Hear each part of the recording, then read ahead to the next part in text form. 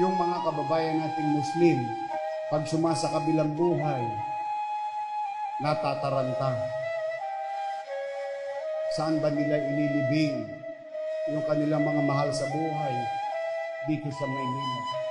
Hanggang mapunta sila sa iba't ibang probinsya, mapunta sila sa ibang syudad. At ang masakit pa, minsan kailangan pagdaling sa Mindanao. Paano kung pobre?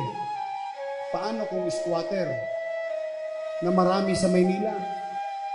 Of our Muslim brothers and sisters, you can now say that you have a place that you can call your own.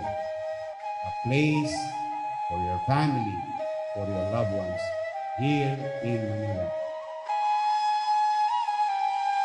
أعوذ بالله من الشيطان الرجيم بسم الله الرحمن الرحيم الحمد لله رب العالمين.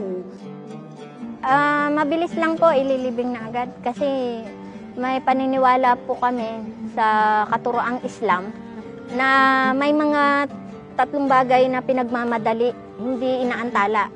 Yan yung pagkakasal, pagdadasal, hindi pinagtatagal pa ang dasal. Pag oras ng dasal, magdasal na agad. Ilang minuto lang naman. At ito pong huli, yung paglilibing.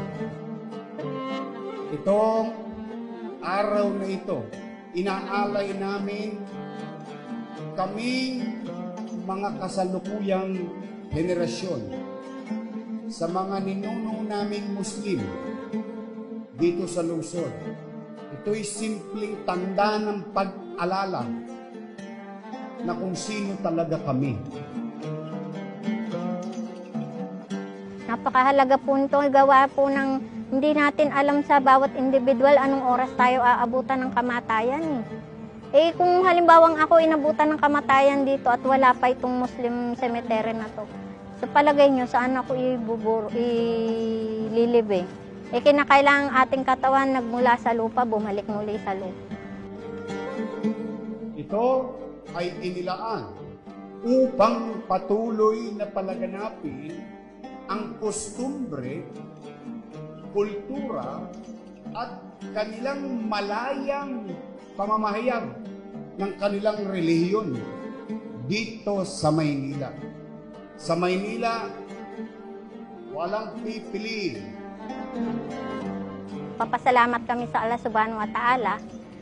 Pero kay Mayor Isko Moreno, isa pong taus-pusong pasasalamat sa kanyang kabutihang nagawa sa mga Muslim. Hindi man po namin maiparating sa kanyang individual lahat ng pasasalamat. Alam na po niya kung gaano ang tuwa, ang sarap ng pakiramdam ng mga kamusliman na sa buong henerasyon, wala pong nakagawa nito at walang nakapagpatupad o nagtupad ng pangarap namin na magkaroon kami ng sariling sementeryo sa puso ng Maynila.